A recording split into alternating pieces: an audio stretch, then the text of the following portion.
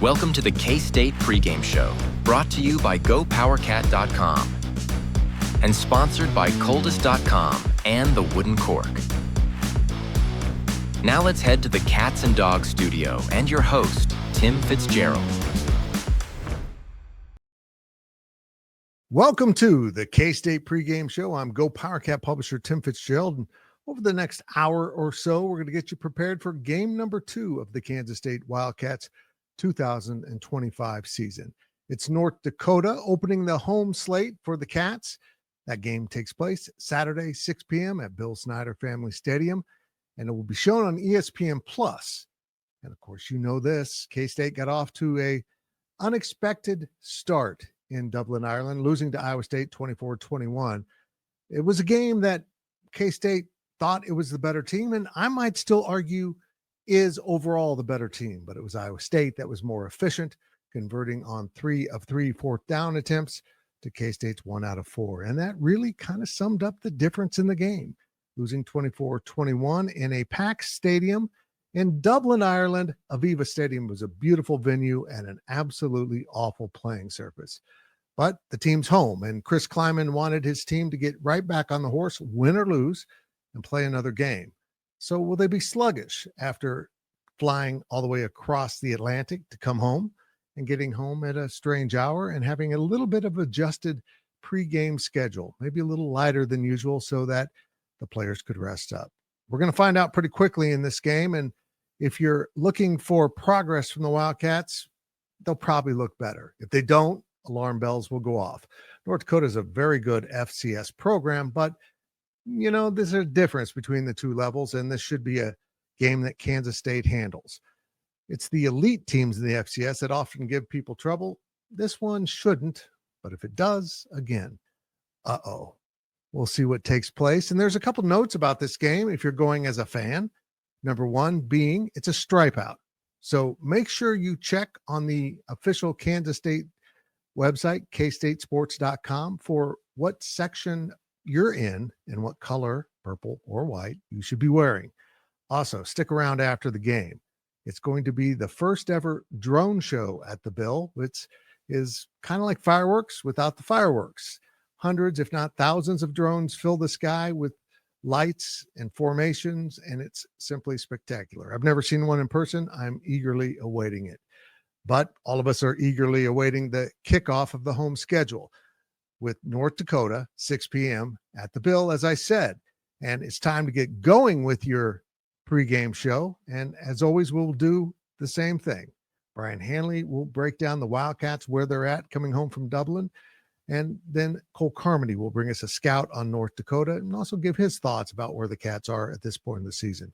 Then we'll take a look at the Big 12 schedule. We'll have a couple player interviews, which will be normal process throughout the season. And then I'll wrap it up with our one thing to watch, the thing that you probably should focus on to see if K-State does it well. And if they don't, it'll be a disappointment. Let's get it rolling now with the former offensive lineman, Michael Bishop's left guard. Brian Hanley is standing by in his studio in Frisco, Texas. And now it's time to talk a little football with Big B, and we're going to start with a pretty interesting topic. It is the use of Avery Johnson in the run game. And Big B, you and I both agree that either use him in the run game or don't. Mm-hmm. But as I just told you, to have a dual threat quarterback but be timid to use him running erases the threat.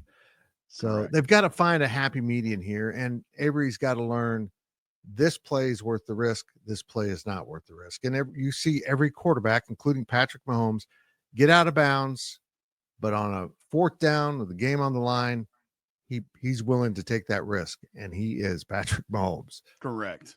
Yeah, and that's the thing. Look, and we talked about it a couple different times, and even on the post game, and K-State Insider, Go PowerCat Insiders. Look, the power running game from a quarterback is designed to run in between the tackles, and there were times that was available, and Avery turned it down. Right. Now, whether he didn't think the hole was there or he didn't want to run inside because there's a lot of people inside, if that's what's being called and that's what's called upon, sometimes you just have to do it.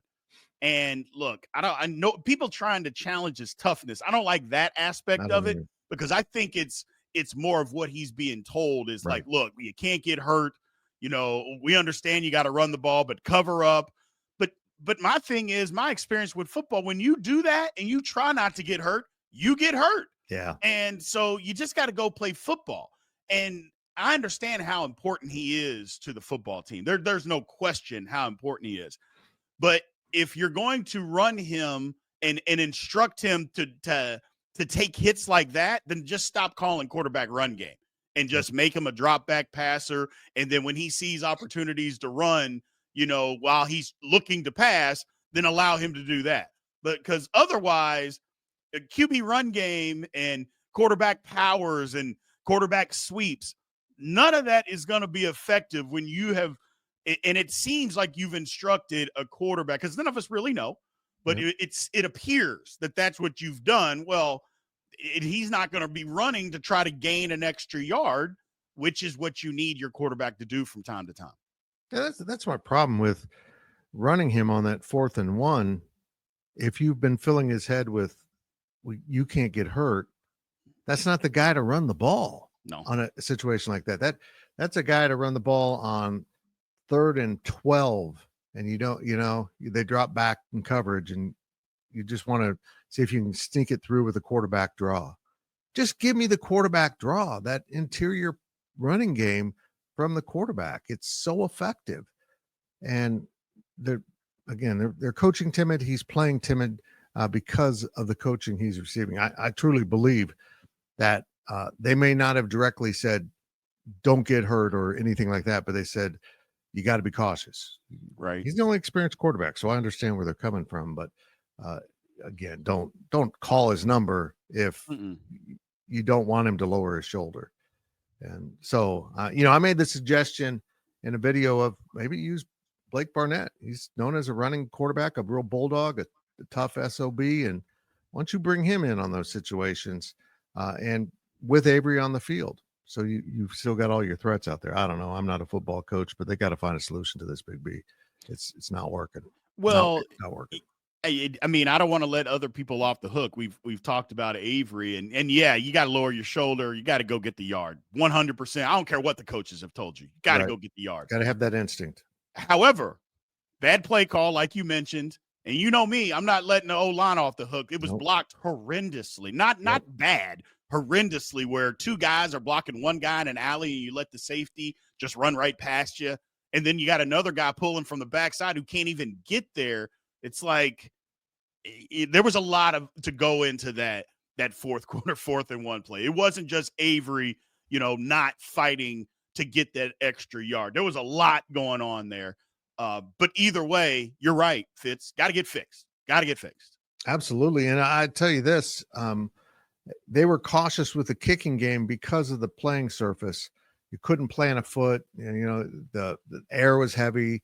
They embraced this, complications of the weather in the field, but then they ask a 320-pound guard to pull on slippery surface and bad footing.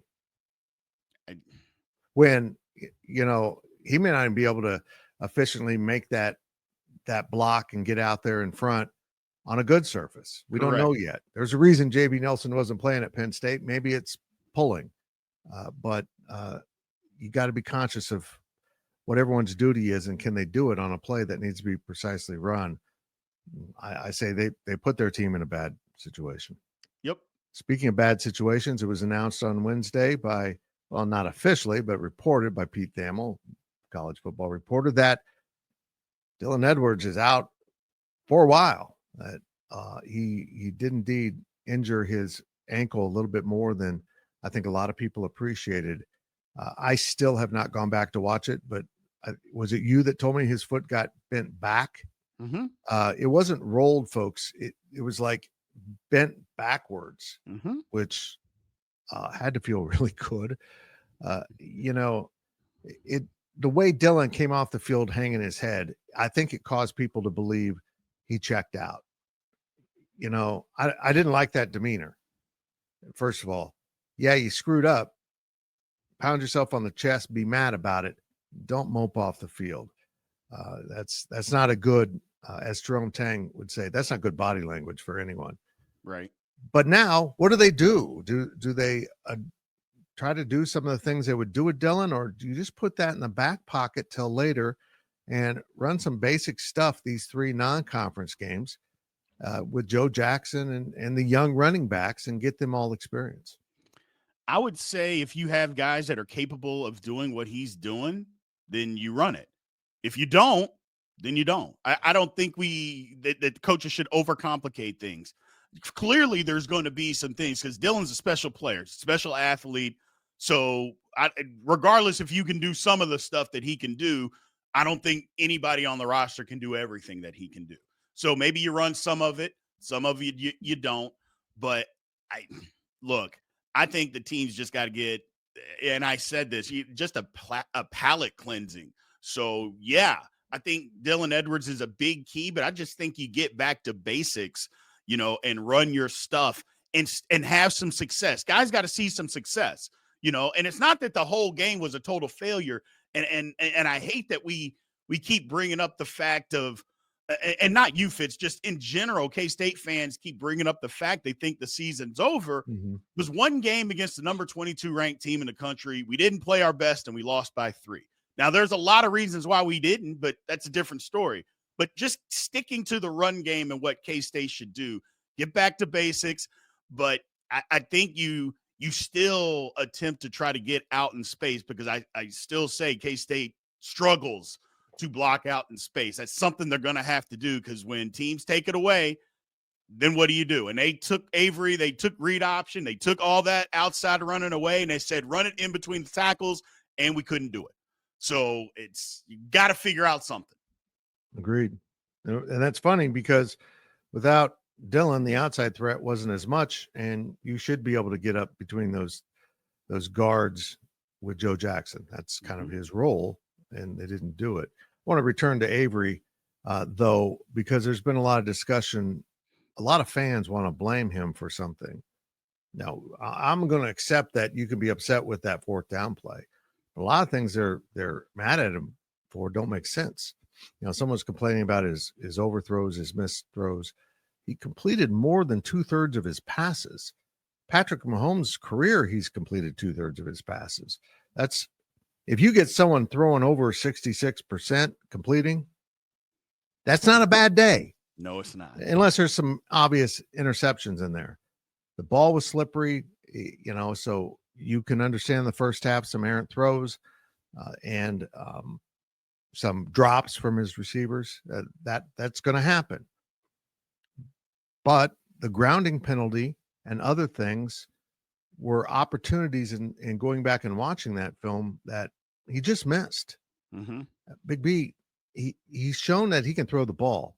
Every time he threw it downfield, which I believe was only really 3 times, 2 went for touchdowns, and the other one hit the defender because it was perfectly covered.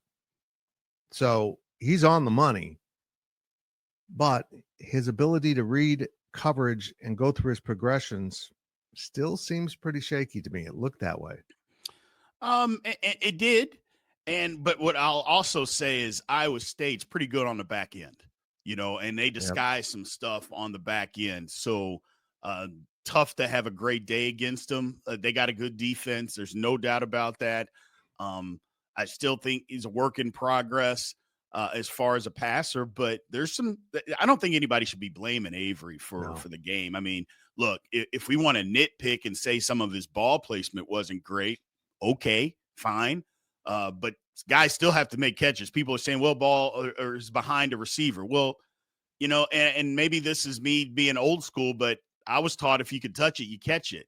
And just because you're running and a ball's behind you, okay, great. Every pass isn't perfect, but if it hits you in the leg and you're running, catch the football. And they didn't at all times. So you can blame that on both people, but I thought Avery was fine. Yeah.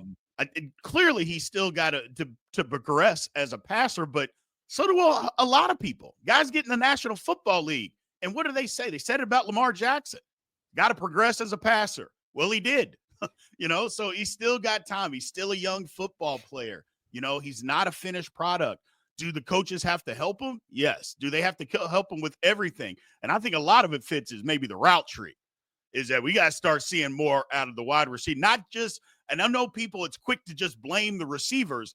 I think it's the route trees that they are allowed to run or are asked to run. I go, we got to start talking about that more, because here we are 4 years. When's the last time you seen a wide receiver run a dig route, Fitz? Just behind the linebacker, in front of the safeties, 12 to 15 yards, break inside and catch a football. When's the last time you've seen that?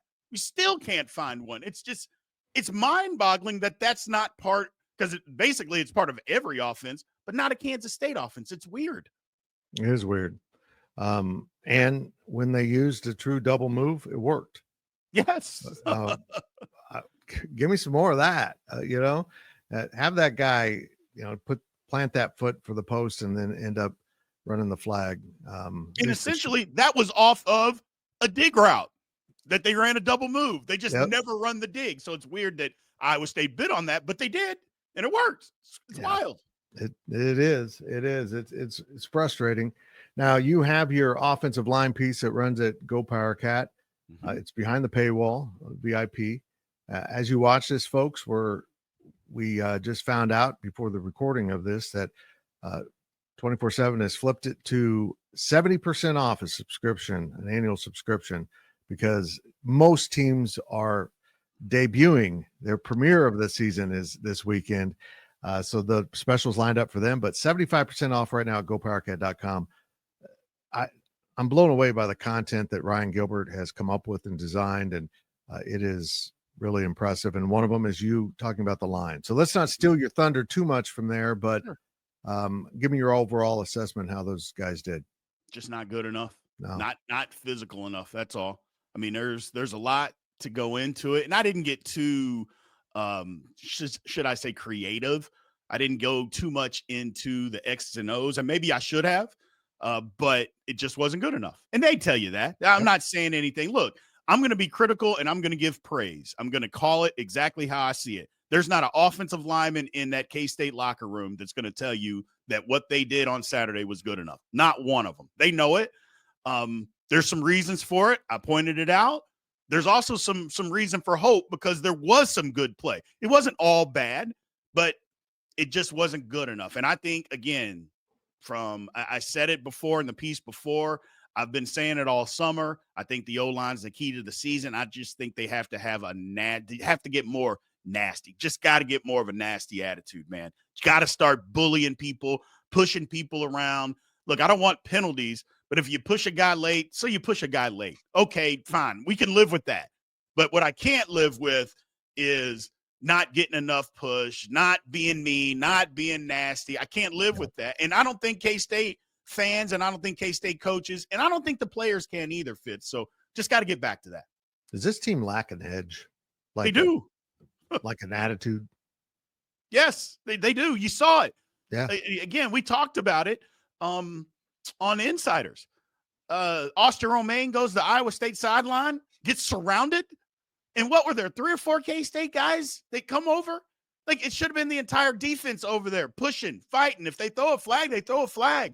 Go get your guy. Don't let him just get surrounded and getting pushed and cheap shotted, which happened over there. I'm not saying Iowa State did anything dirty, but that's what you do. A guy gets up on your sideline from tackling a guy out of bounds. Austin Romaine was huffing and puffing like he should be, but then he got surrounded. And then it was like, what are we doing, guys? I'm like, I'm not used to that. And maybe that's my fault, so I apologize. I'm just not used to seeing that from a K-State football team. We got to get some more fight. You got to get some more fight, man. Everybody, you can't have a bunch of nice guys in your locker room. It just doesn't work. I'm not saying people have to be criminals, and I think people mistake mean guy, nasty guy for criminal. That doesn't mean some of the nastiest, meanest guys that play football are extremely polite off the field. They can turn it on and off. K-State needs some of those guys. Iowa State's filled with really good guys. The rosters are assembled very similar, and they played with a much greater edge, and it showed up on 4th downs and other key situations. Correct. Now, there are some teams you might play that someone's got a toothbrush over their car shaved down into a little knife, but that's not that often in the Big 12. Okay, give me your assessment of the defense. They were really good in the first half when the conditions were sloppy. They kind of won the line of scrimmage, and then there was adjustments made by Iowa State. Great coaching, and I didn't see the counter. I didn't see anything change from K-State. They were cutting that run back against the grain, and it was effective. And it was putting people in one-on-one situations where they had to make the play. That's what a good offense does every time, and Iowa State accomplished that in the second half. Yeah, they did a really good job of getting a hat on a hat, and even if you're not driving a guy off the line of scrimmage, if you can get a hat on a hat and occupy somebody, and then when the running back gets a one-on-one situation, he made guys miss, they were running a ton of outside zone in the first half, and K-State was there. They shut it all down, didn't give them anything. But in the second half, they started cutting back on those outside zone. It was almost like they said, hey, guys, they're going to over-pursue. So when they do, just stay on your block, keep driving, keep running, and we'll get a cutback lane, and it'll be open. And then they also decided, you know what? We can also just run right at K-State. Let's just say, let's run power. Let's run inside zone. And let's just run right at them and see what happens. And we never adjusted to that. And I know it's getting old me saying, but I'll continue to say it. If there's another quarter, Iowa State might have had 300 yards rushing. We could not stop it. And it became deflating. And I know why. The defense got tired. Really tired. They got tired. And it was partly because we didn't play complementary football. Now you think, the offense isn't holding up the bargain. Well, offense was just scored quickly. Yeah. That's all. It's not that the offense was 3 and out, they weren't doing anything. It's like, but if you score in one play, okay. If you score in 3 plays, okay. That's never a fault, which is the weird thing. You're not faulting your offense, but indirectly, it's not complementary football. And that's where the problem came in. They just wore down and then just couldn't make the stops when they needed to make the stops. The third and short and the fourth down play, they just made the play that K-State just didn't make. They singled up, got one-on-one situations, mismatches, and they just made the plays. It's just that simple. They did. As we record this segment, I have not seen the injury report. I apologize. We're not going to have an injury report. It was kind of funny at the press conference. Chris Kleiman talked about that, and then Kenny Lanou, who's in charge of media relations, and said, Coach, it's a non-conference game. We don't have an injury report. I want it. I want to know, is Lincoln Kier going to play? Is Ryan Davis going to play? Is Malcolm Alcorn Crowder ready to go? And those are key questions. And one thing Chris Kleiman said, they were down a couple bodies that they expect to be significant pieces in this 4-man front. He also confirmed that this is a switch for the entire season.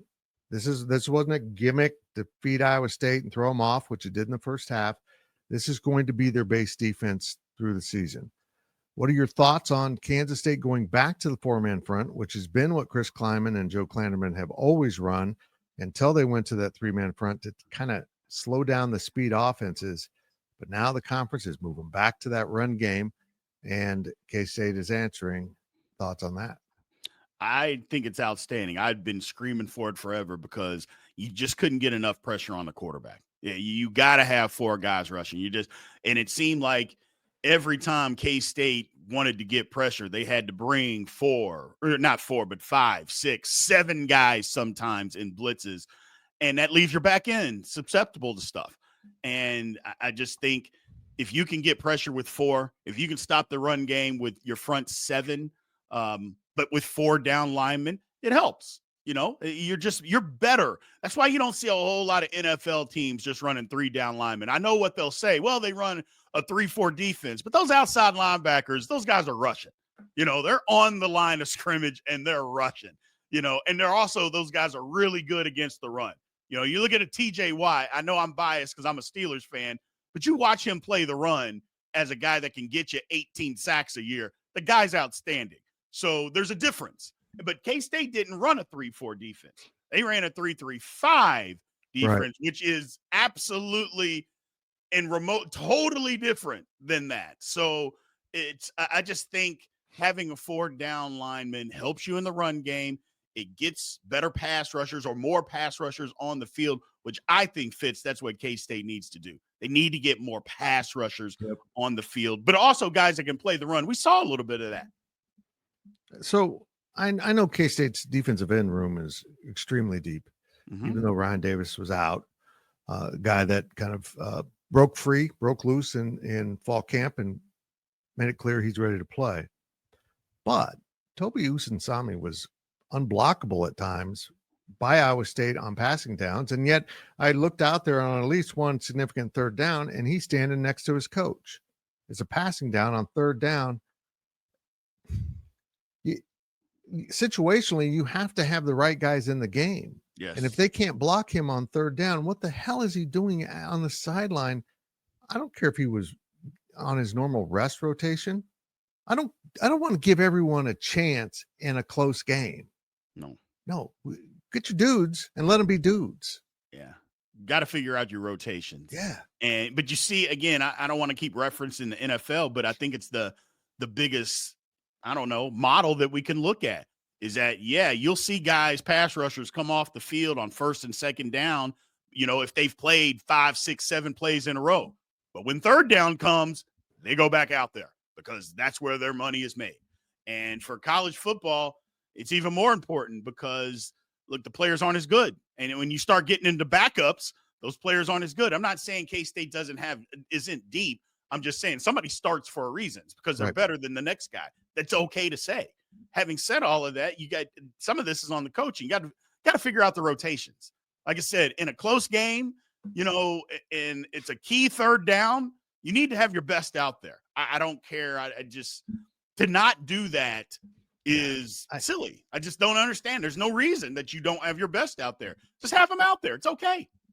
And this week is a perfect time to let everyone play and see who can rush the quarterback, unless you get into a tighter game than you expect. But neither one of us expect that. No. With all due respect to North Dakota, and we were going to bring Cole Carmody in after an upcoming break to discuss North Dakota a little bit. But you can play a lot of dudes in this game. We think the Wildcats need an emphatic win, don't we? They need to hurt someone's feelings right now. Yes, they do. They need to get out fast, have some success early and put the foot down on the gas and just hammer someone. Because I'm sure they're frustrated. I'm sure they are frustrated, and they should be.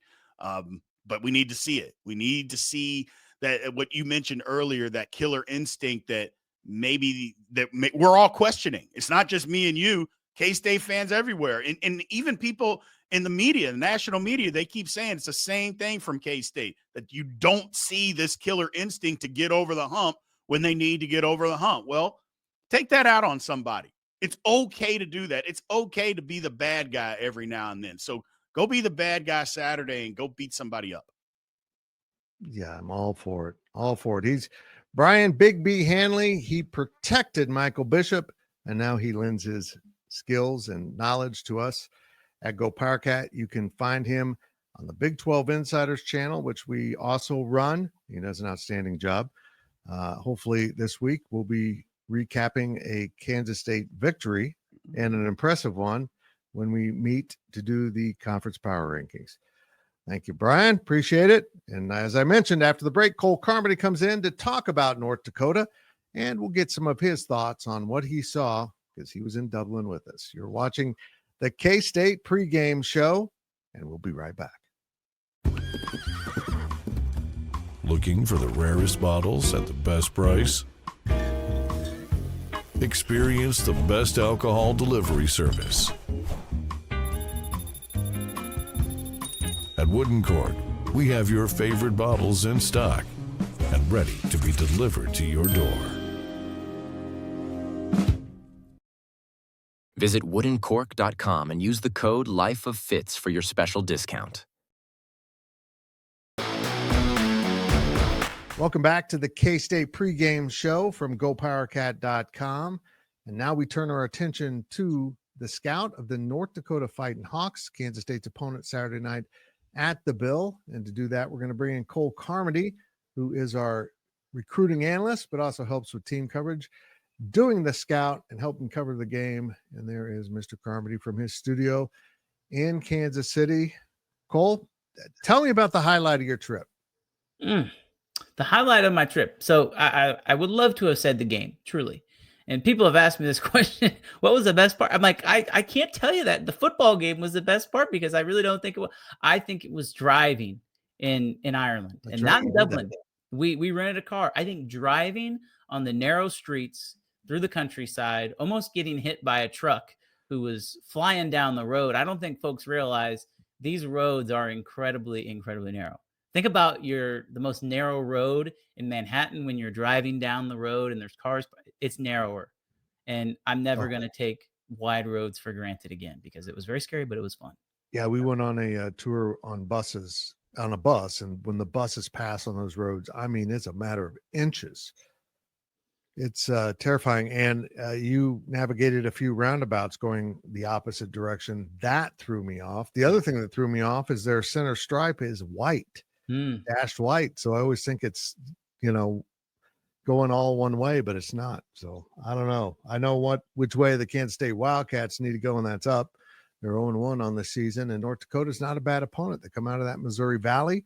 That is regarded as the SEC of the FCS. So give us a little bit on North Dakota and where that program's at right now. Well, Fitz, you bring up the Missouri Valley, and I think it's worth pointing out. We talked a little bit about this on the Questions podcast, but I think teams that play, especially at the top level of that conference, could be bowl eligible in the FBS, especially if they play in a conference like the MAC, Conference USA. Right. I don't think anybody doubts that if North Dakota State were to make that jump, they could get there. Funny enough, Iowa State plays South Dakota this year, who, again, number 3 in FCS. So that's not going to be an easy game for them. But when you look at North Dakota specifically, you mentioned the Fighting Hawks. They picked 6th in the conference. They're picked 6th in the conference, and you might think that means they're kind of a mid-level team, but in all reality, that's really not the case. Also receiving votes in the FCS Top 25 poll. So this team, they struggled towards the end of the season last year. They lost 5 in a row, but one of the highlights was they beat number 4 Montana, who we know played in the national championship game. So there's definitely talent on that roster. They bring in a new head coach, Eric Schmidt, former player for North Dakota, was at San Diego State last year as a defensive coordinator, was with Washington when they played in the national championship game as a linebackers coach. So he's been around the block a little bit, but this North Dakota program, I think, is in a really good spot, and they feel like they have their head coach of the future in Eric Schmidt. That sounds like it. That, this was the little brother in many ways until they got into the Missouri Valley as an added member. And then the program started to get some footing, and they've been pretty good. It's I have a tremendous amount of respect for the programs in North and South Dakota. They're all very good, and they're all, one of the, top 10, if not, 25 programs in all that entire FCS, the football championship subdivision.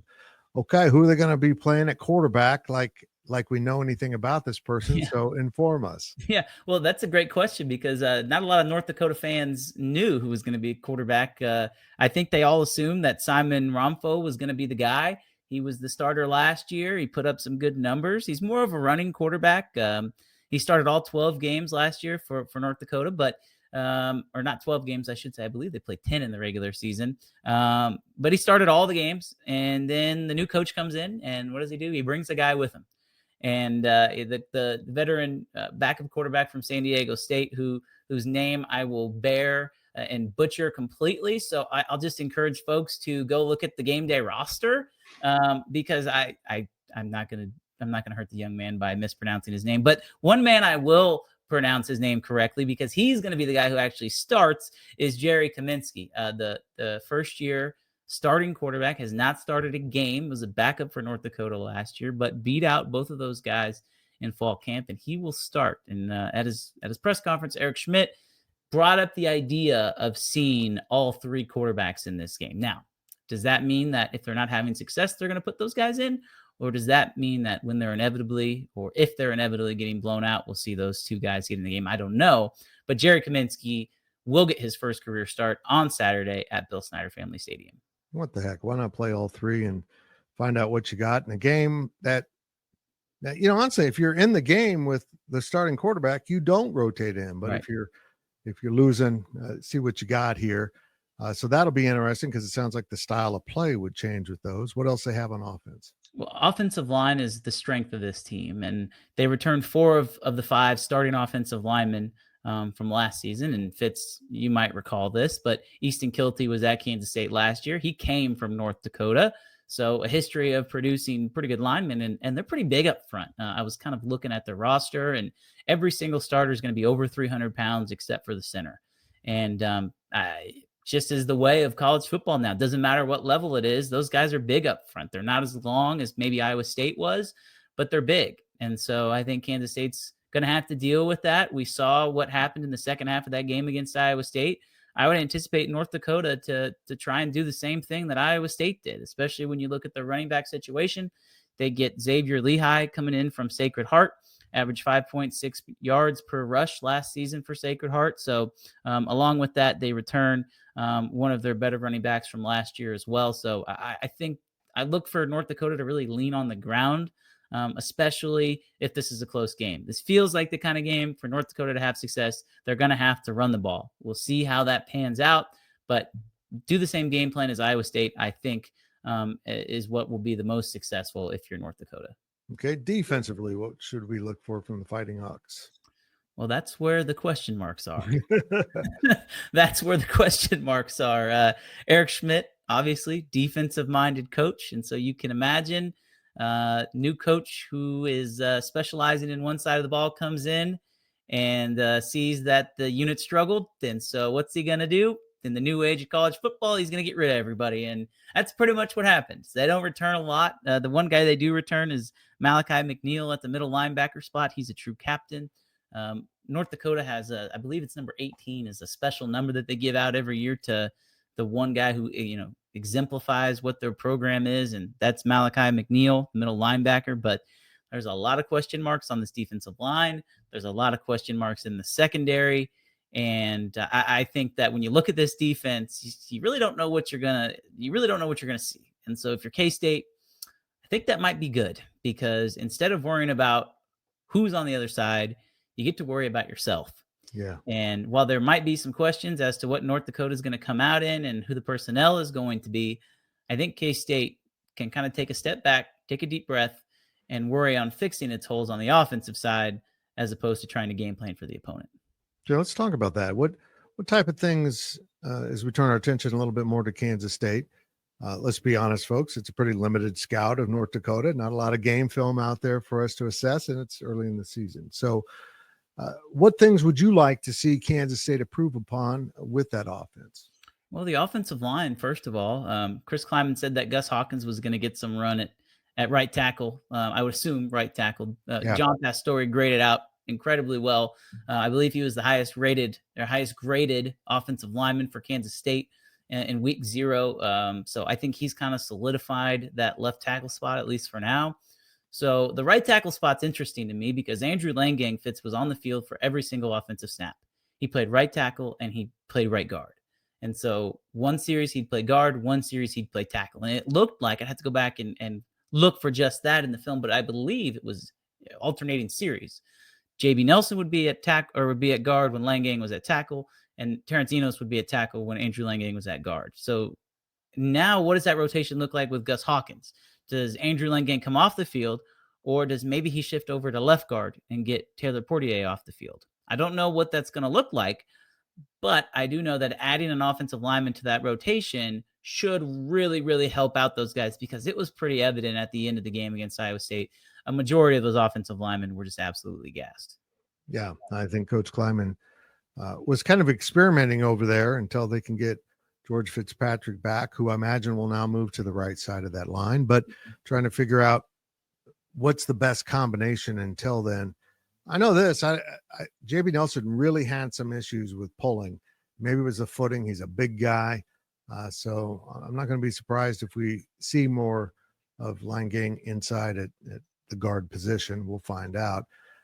But Kansas State's skill positions, they got some stuff to prove. Maybe less or so Avery Johnson, unless you're talking the run game. But I personally would like to see them get the passing game going with a little bit more rhythm than they were able to establish in those conditions. What did you think of the receivers? What little we saw of them? I was pretty encouraged by what I saw with the receivers, and I don't know how much of that was getting schemed open or getting open. Right? It's kind of hard to tell when you're on a wet surface, week 0. You really don't know what to expect. Iowa State didn't really have any game plan. Maybe they could go back and watch Texas Tech film, but Matt Wells' offense looked different than Connor Riley's offense, and I don't know if Connor Riley's offense looked that different than Colin Klein's offense. But that was a different offense than what we're accustomed to seeing. There was a lot more trade shift motions before the snap. We saw Avery Johnson used as a decoy, which was something we hadn't seen all of last season. We saw multiple 2-back sets, even without Dylan Edwards. And so I think that as far as the receivers go, Fitz, I think that they were solid. I think that's a good word. If I were to grade them, I'd say C+. And how many times last year would we grade the receivers and they would be a C- or a D? Yeah. I got some flack in the questions podcast because I said the receivers just need to be average. Well, because they haven't been getting that, like K-State has not been, it is an improvement. K-State hasn't been getting average receiver play. And when you have a guy like Jace Brown, who I think Tremaine Thompson said it best in one of the pieces that Ryan Gilbert puts up every single week, the Wildcat Roundup, Jace Brown is having the potential to play on Sundays as early as next year. He is elite. And that's the one thing that really stood out to me was he is an incredible route runner, and you get him the ball in space and he's a playmaker. So I think that they need to lean into Jace Brown being the go-to guy and get him the ball and treat him like one of the best receivers in the Big 12, because I believe he has that potential. I agree. He had a big drop in that game. He did. But that happens.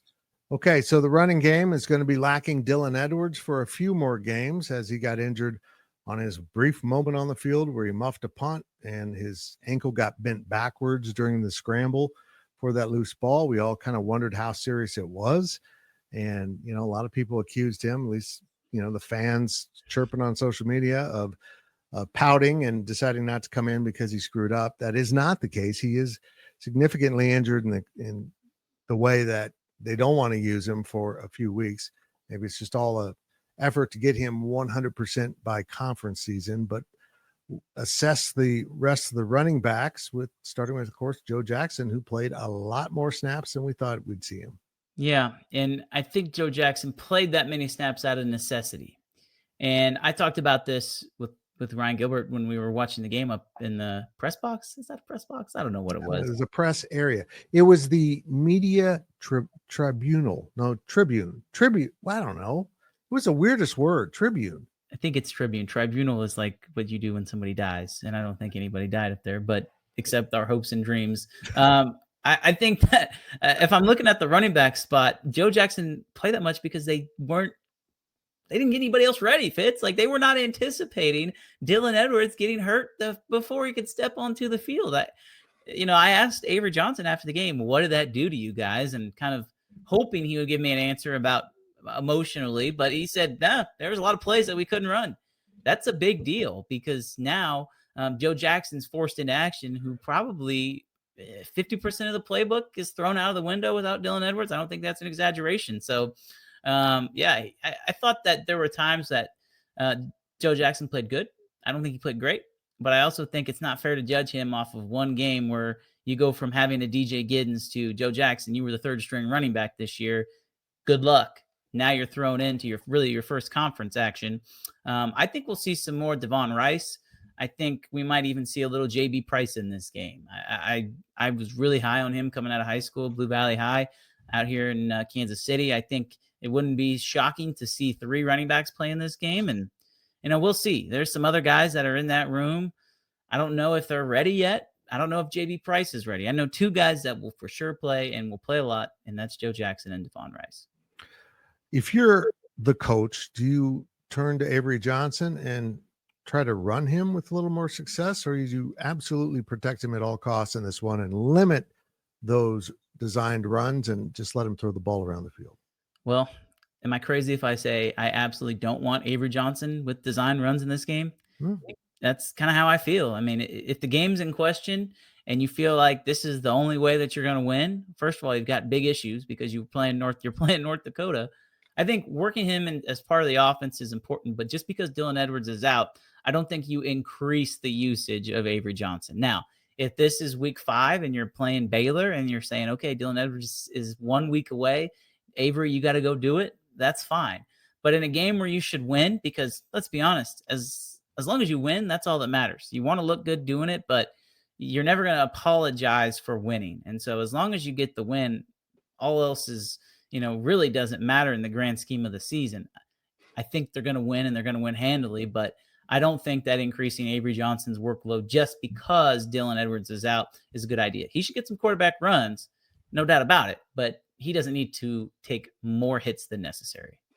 Well, as Big B and I discussed in the opening segment, Kansas State needs to take this out on them, on North Dakota. They need to get some pent-up aggression out. And if they can build an early lead, then we get to see the other quarterbacks, because, Cole, we still don't know who the backup quarterback is. I don't think the coaches do. They'll obviously have someone they put in, which I would imagine is Jacob Knuth, number 2, but maybe we'll see all of those guys as they try to get a glimpse there.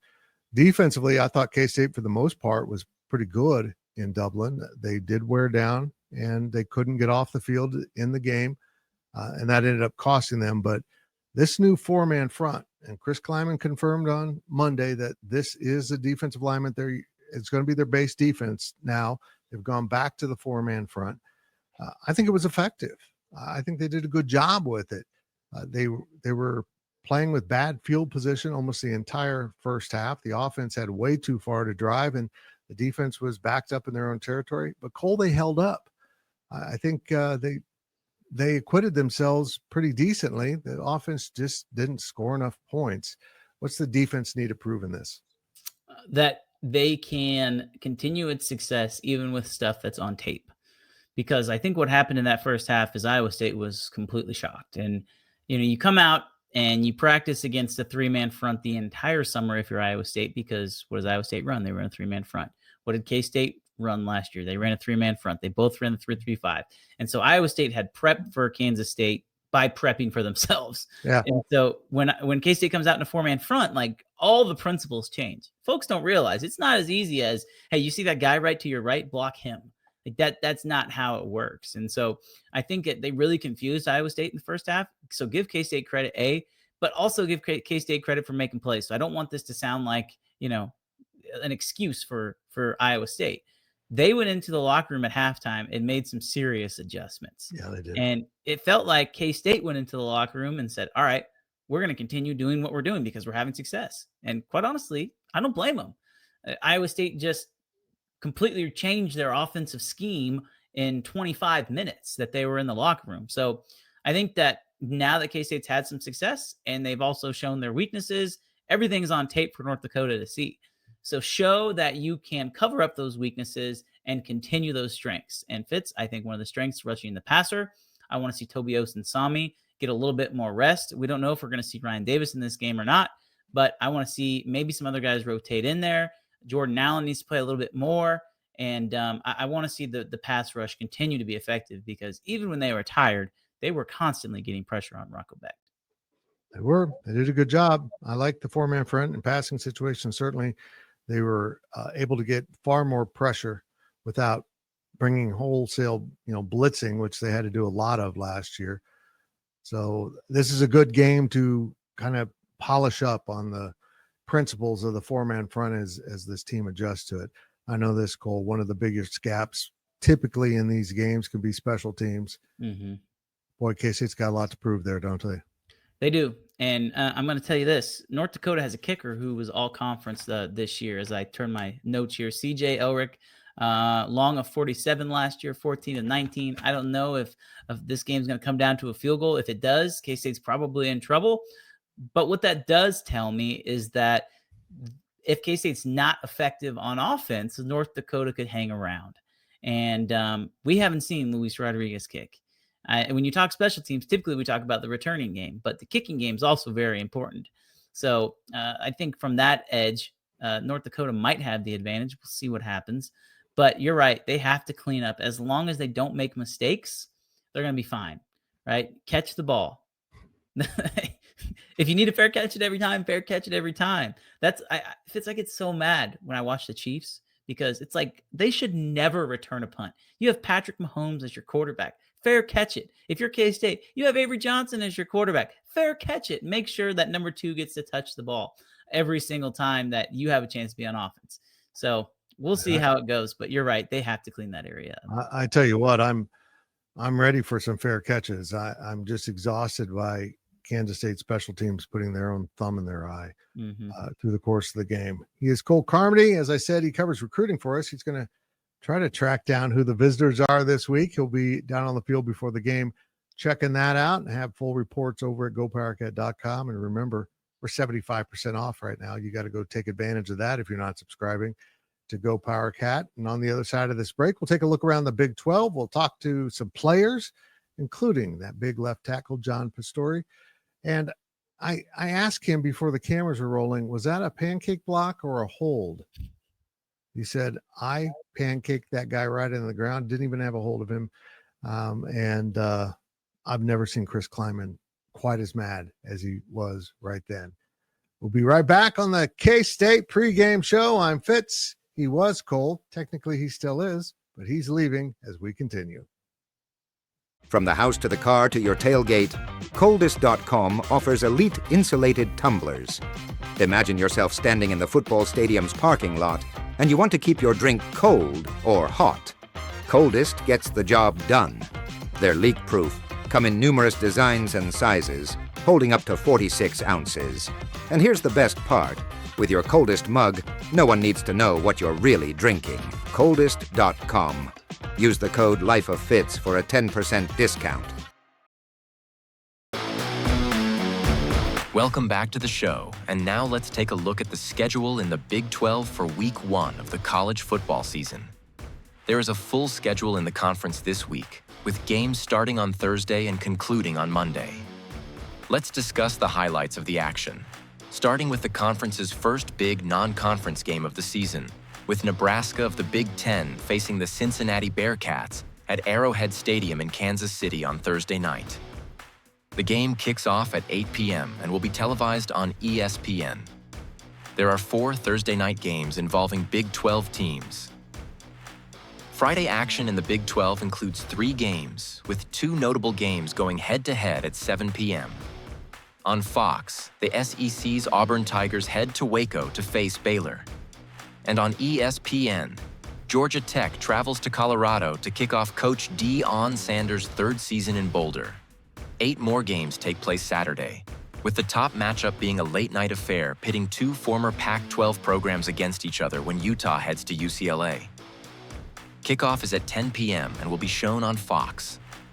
The weekend wraps up with a Monday night game as TCU kicks off the Coach Bill Belichick era at North Carolina with a 7 p.m. game in Chapel Hill. The game will be on an ESPN platform. Now let's return to the Cats and Dogs studio and your host, Tim Fitzgerald. Welcome back to the show. That was your Big 12 schedule. Full slate, 16 games over 4 days. If you love Big 12 football as much as I do, you'll be watching as much as possible. But of course, you'll be watching Kansas State and North Dakota at 6 p.m. inside the Bill. That is the game we are previewing. And now let's move on to our player segment. We'll be doing this throughout the season, maybe mix in a few coaches along the way. But today we're going to meet 2 new guys. Offensive tackle John Pastore, who got his first start at left tackle and was outstanding. In fact, before the interview rolled, I asked him if he had a successful pancake block or a hold, which it was called. And he said it was a pancake block, of course, but it was. Chris Kleiman was hopping mad. And then we'll talk to Quay Moss, a new safety, a transfer for Kansas State, who also got his first start of his career at this level, and he wasn't very pleased with how he played. Let's get to the player interviews, and after that, I'll return to wrap up the show with my one thing to watch, what I think is the biggest, most important takeaway from this game. Here is John Pastore. Give me your assessment of how the offensive line played. I thought we played pretty good for the first game of the season. It's always, you never know how it's going to really feel going out there because you go through camp, but then it's the first game, different kind of feeling than practice. But overall, I thought we played pretty good and communicated well and played well together. How did it feel for you to actually play football? It felt good. It's been a long time coming. Been injured for a while, but it felt really good to be out there pain-free playing football. Joe, did you recover maybe a little bit better than expected? I think so, yeah. They told me it's normally a pretty successful surgery, but I did it, and within the 6 months they told me max, and I came back, felt stronger, faster, bigger than I'd ever felt before in college, so I think it went really well. Remember how soon before last season it was when you did go down? Say that again? How soon was it before last season when you did get injured? I was injured before the season started last year. It was an ongoing injury from a year and a half ago that I just tried to play through, but it ultimately took me out midway through the season last year. What's kind of the biggest thing that you feel like you guys need to do to fully turn the page from Saturday and lock in on the next little games? I think we just need to watch the film, see what we can, as an O-line and unit, get better at, make those corrections, and then just go from there, because I think we played pretty well, but just make those few little corrections and just keep moving forward. Just overall, what did you think about how you played on Saturday? I feel like I didn't play good, to be real too. I just feel like it was just a lot for me because it was my first big game. So I just feel like everything was just coming at me fast and everything. So I had to calm myself down. I feel like no, I'm good though. I done got it out of the way. I'm good now. But my first game wasn't that good for real. Tell me about the sack you got. What was that like? Nah, it felt amazing, to be real too. That was my first big play in the Big 12. It felt amazing. What drew you to Kansas State? Why'd you pick the Wildcats? Be real too. I just feel like it wasn't only just me who wanted to come here. My family wanted me to come here too. So yeah, I'll probably say my family. What's the biggest challenge about putting the first game behind you to get ready for North Dakota on a short week? I just feel like the biggest challenge was I ain't gonna count in film room. I just know they gonna be on my head, but it's cool though. Be real, I just gotta take it and just keep on going. Are you excited to experience the Bill Saturday? Oh, for sure. I just know it's finna be jumping. It's finna be deep, so I'm ready to go out there and put on the show for everybody. Sounds like there's some plays you wish you could have back from the first one. Mm-hmm. What plays bothered you the most? Really the last play. The last play bothered me the most because it could have been avoidable. A mistake. I had made a mistake, and it cost us that. So, if I had something to tell you about it, it would be that play. And that was our player interview segment. And let's wrap this up and get you ready for Kansas State, North Dakota at the Bill, 6 p.m. on Saturday. The game's on ESPN Plus, so it's a streaming platform only for this contest. If you're a Kansas State fan, you just want to see progress, and that's your one thing to watch. Will this team look better? Well, the opponent certainly isn't quite the same as K-State faced in Dublin, Ireland. Iowa State is a very good football team, a top 25 team. And now they'll take on an FCS opponent, a pretty good one from the Missouri Valley, and it will be somewhat of a test. It won't be an easy cakewalk. K-State's going to have to play well. But for me, it's not just about progress. It's about showing a little more fire. I'm not saying this team didn't care. I'm just saying it didn't seem very emotional about the contest over in Ireland. I want to see these cats come out with, excuse the phrase, hair on fire. Not that I know what that is. And blow this game open early. Command this game on both sides of the ball.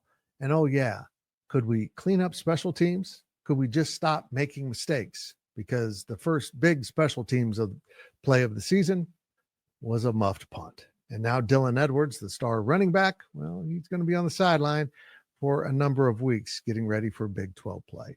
The Cats proceed without their starting running back, and it is North Dakota at Kansas State. Game is on ESPN Plus, 6 p.m., and I will be there in the press box, and I hope you will be in the stands. It's a stripe out. There's a drone show, a lot of fun stuff going on at the Bill, and if you're going, I hope to see you at the Bill. Make sure you're subscribing to this YouTube channel, and please share your thoughts in the comments. Also, please support our sponsors, Coldest.com and WoodenCork.com, and remember the code LifeOfFits for your discount. This has been a Go Power Cat and Spirit Street production.